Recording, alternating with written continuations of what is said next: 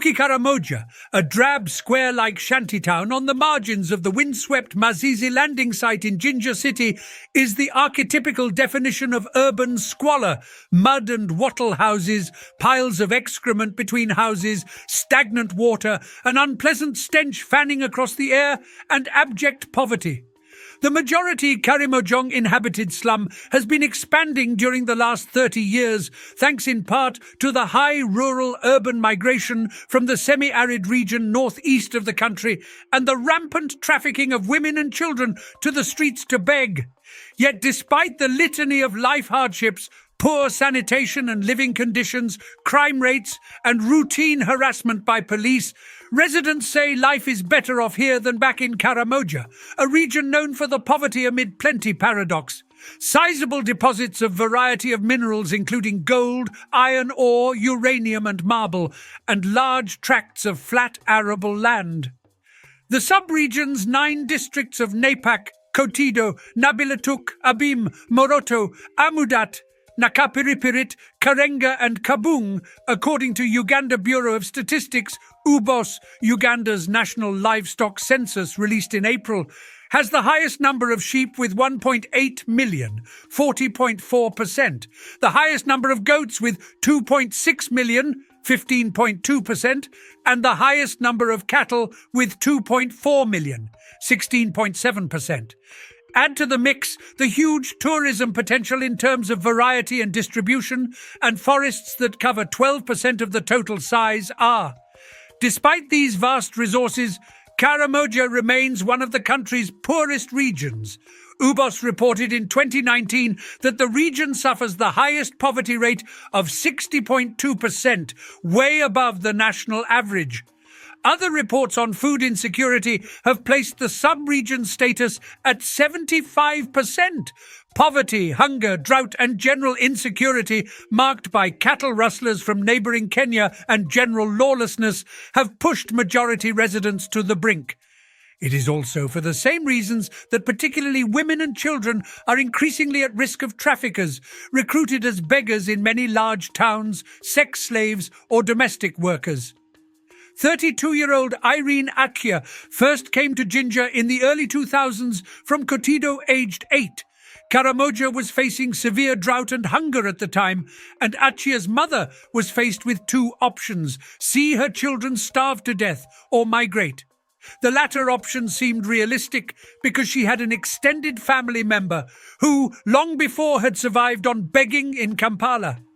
Akia and her family, however, settled in Karamoja, scrapping by, begging on the streets and combing through garbage bins. Her mother died in 2004, leaving Akia and her 4 siblings to fend for themselves. Lucky for her, she had been enrolled in a nearby primary school and later secondary, but eventually dropped out. Life became tough. She conceived at 20, fairly late, going by customs in her community. Then came the second child, but her first husband passed away. She remarried again, but her second husband was killed by machete-wielding thugs while returning from work. A hard-knock life today. Hers is a hard-knock life. Went into begging but discarded it because she was too old to attract sympathy, tried prostitution to feed her children, and currently lives on the veranda on a mud and wattle house of a friend with her children. When it remains, they seek refuge in one of the many shell wattle houses around. "I just want the best for my children, that is all," Akia told this newspaper in Jinja recently. Either way, Akia maintains life is better here for her and the children. "I left the village when I was young. I don't know any relatives there," she added. Despite life's hardships, there remains a kindred spirit shared across the community. When a community member dies, they pool finances to repatriate the body back home for burial. The dark underbellies are the influx of street children from Karamoja, many of whom are lured by the existing child and women trafficking rings, crime rates, alcoholism, extreme cases of gender-based violence, GBV, high school dropout rates, and high levels of teenage pregnancies and marriages. Some parents force their daughters as young as age 13 into marriage as insurance policy against the poor living conditions. The chairperson of the community, Mr. Paul Cheruto, who immigrated to the area 30 years ago, starting off as a hawker to owning a merchandise shop today, told this newspaper that they try to live harmoniously with the Busoga community. "Life is surely tough, but we mind our business. This is now home for many, especially the children," Mr. Cheruto said. Muki Karamoja is one of the small pockets of majority Karimojong inhabited slums across the country where particularly women and children are caught between a rock and hard place. This newspaper talked to several women who intimated they first came to the area as beggars, forcibly sent by their parents or brought by extended family members. Money collected is split in different ways, usually by the ringleader. Parents back in Karamoja who willfully gave away their children receive a payment, either weekly or monthly. In a first, the Kampala Capital City Authority, KCCA, court on February 22nd sentenced more than 100 Karimojong women and mothers to 1 month of community service after pleading guilty to sending their children to beg for alms on the streets. The group of women, all from Napak, had been rounded up more than a month earlier during sprucing up of the city in preparation for the back-to-back 19th Non-Alignment Movement, NAM, and 3rd South Summit held at Commonwealth Resort Munyonyo between January 15th and 21. More than 300 children were rounded up during the sweep. The prosecution told the KCCA Magistrates Court that the women's action contravened the Child Protection Ordinance enacted on June 8, 2022, that prohibits acts that encourage children to hoover on the streets. Grade 1 Magistrate Edgar Karakira ordered the group of women and their children to be repatriated to Napak district to serve their sentences and later rehabilitation. Back in Napak, the children, majority of school-going age, were split into 2 groups. One group of 107 pupils were admitted to boarding school at Lokodio Primary School in Naitakwe Parish in Nungaleriet sub-county, and another group of 201 to Lotome Girls Primary School in Lotome sub-county. The pupils, district authorities told Daily Monitor in late April during a visit to the area, will remain housed in the boarding sections of the 2 schools until completion, or at least for 3 years. Between rock and hard place, the Napak District Senior Probation Officer, Ms. Molly Nangiro, said with the recent mass rescue, they decided to enroll them directly in school. Some might say it is institutionalizing, but it is not. It is to support rehabilitation to change attitude, taken through a process to accept the change, Ms. Nangiro said. Previously, whenever children returned, they would be reunited with their families, only to return to the streets after a matter of weeks. She added, "We want to create champions in communities who believe in education.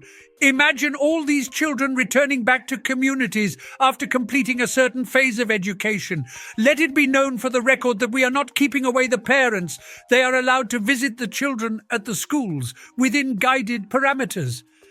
We are trying to have a pilot of 3 years to see how long the experiment can run.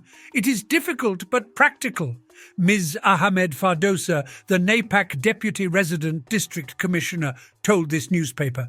"Normally the routine was that we repatriate the children from Kampala and reunite them with their parents, only for them to go back to the streets again. This time, we want to keep them in school for at least 3 years. The parents can only visit whenever they want." The 2 schools, however, are grappling with a shortage of essential items for the pupils, including food, clothing, and have to rely mostly on well-wishers, NGOs and UN agencies that have long operated in the sub-region. Ms. Martha Chamcham, the head teacher of Lokodio Primary School, told Daily Monitor at the time when we visited that they had written to the Office of Prime Minister, OPM, about the need for more food, but were yet to receive feedback. Ms. Chamcham described it as absolutely necessary to keep the children, both the repatriates and ordinary school-going children, in the boarding section to reduce chances of falling victim to trafficking perpetrators. Incidentally, many of those who were brought back knew how to read and write. One girl told us she had been in school for 5 years but dropped out to beg to look for school fees.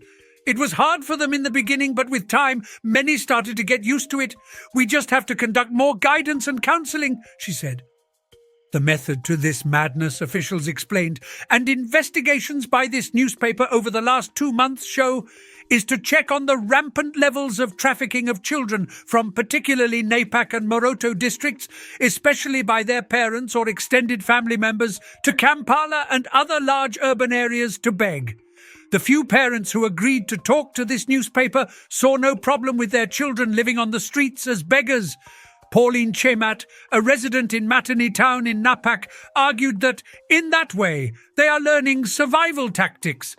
6 months after the sweep on Kampala's streets, small groups of children are already back on Kampala's roads.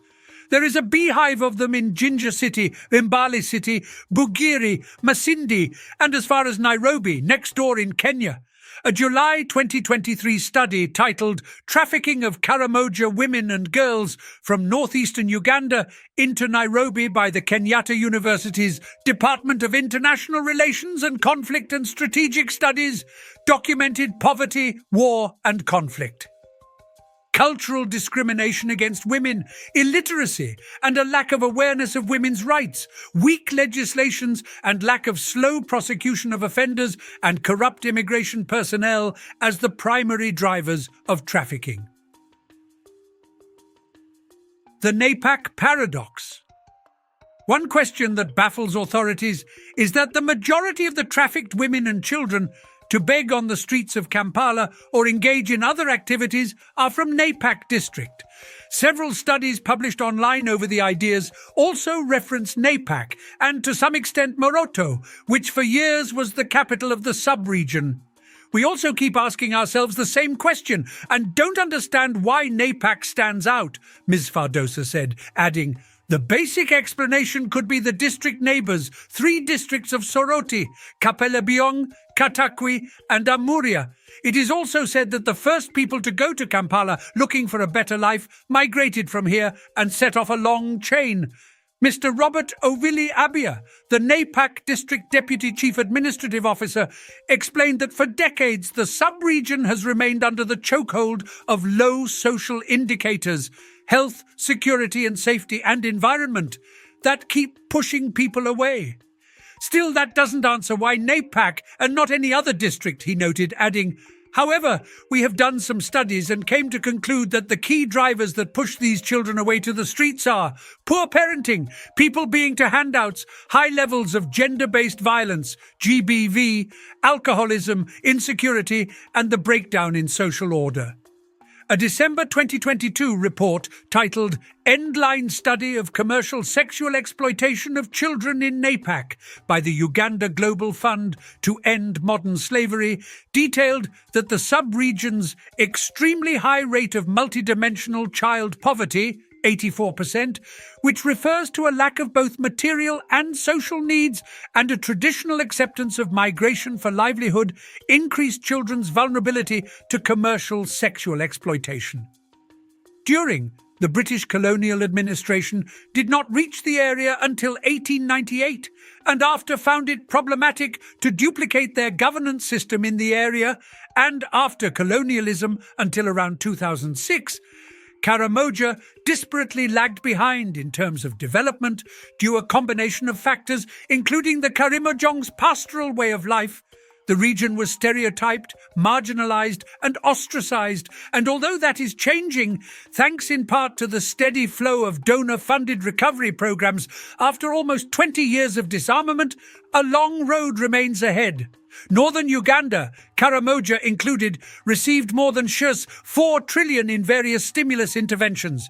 Through the Ministry of Karimojong, nestled in OPM, the government is currently implementing the Karimojong Integrated Development Plan, a series of policy blueprints to address several development paradoxes in the region. Mr. Abia and other district authorities described the women and children trafficking ring as an intricate one, involving perpetrators who recruit and deploy at the local area level. The other driver is peer pressure, and this has a long history. Those who have survived on begging in Kampala set an example and act as a pull factor, he said, adding, Cultural institutions, too, do not work, so children are not taken care of. Themselves they produce early and don't take care of their children and engage in commercial sex, leaving their infants vulnerable. There are also big poverty issues. You find people with large tracts of land and head of cattle but say they are poor. Then there is alcoholism. There are several factors. Miss Fardosa, however, indicated that the problem of trafficking revolves around 4 sub-counties of Lope, Iriiri and Matanyi out of the 14 sub-counties comprising the district. The Iriiri sub-county chairperson, Mr. Ben Peter Loburo, described as not intentional that women and children are running away or being lured by traffickers. You have food insecurity, water insecurity, and general insecurity. The government is trying in terms of services like water, but things remain tough. Then education is expensive. We are dealing with a lot, so people move to search for better lives. Now, if you find our news story features interesting, please take a second and give back to the community and hit that subscribe button and share with a friend. Simply just that. I remain Mr. Witness. See you on the next one. Goodbye for now.